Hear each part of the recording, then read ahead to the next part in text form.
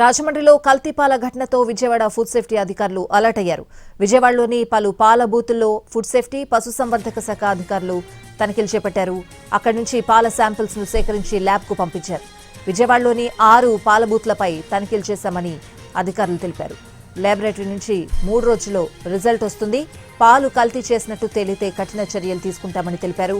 Plastic కానీ aluminium డబ్బాల్లో కానీ పాలను నిల్వ చేయొద్దని సూచించారు.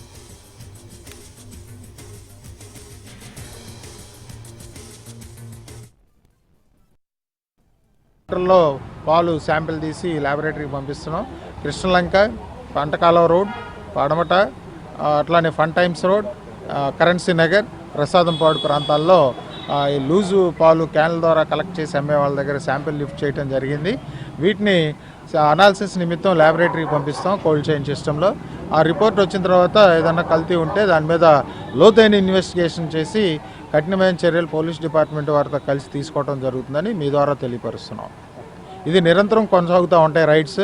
అందరూ కూడా డైరీ ఫారాలను నిర్వహిస్తున్నారని చెప్పారు. మరి ఈ డైరీ ఫారాల్లో వాళ్ళకి ఎన్ని పశువులు ఉన్నాయి, వారు ఎన్ని పాలు అమ్ముతున్నారు అనేది మేము అసెస్ చేయడం జరుగుతుంది. దీంతో పాటుగా ఆ పాడి పశువుల నుంచి లైవ్లో మిల్క్ శాంపిల్స్ కలెక్షను, అదేవిధంగా వాటి యొక్క దాణా, మరి పశుగ్రాసము, నీరు, ఇవన్నీ శాంపిల్స్ కూడాను తీసుకోవడం అనేది జరుగుతుంది. అదేవిధంగా ఈ పాల క్యాన్లు ఇక్కడ మేము ప్లాస్టిక్ క్యాన్లు గమనించడం జరిగింది. పాలు ఎప్పుడు కూడాను ప్లాస్టిక్ క్యాన్లు కానీ అల్యూమినియం కానీ వాడకూడదు. కేవలం స్టెయిన్లెస్ స్టీల్ మాత్రమే పాత్రలని వాడాల్సినటువంటి అవసరం ఉంది. అదేవిధంగా పాలల్లో కలిపేటువంటి కల్తీలను తెలుసుకోవడానికి చిన్న చిన్న పరీక్షలు కనుక చేసినట్లయితే మనం తెలుసుకోవచ్చు. దీంట్లో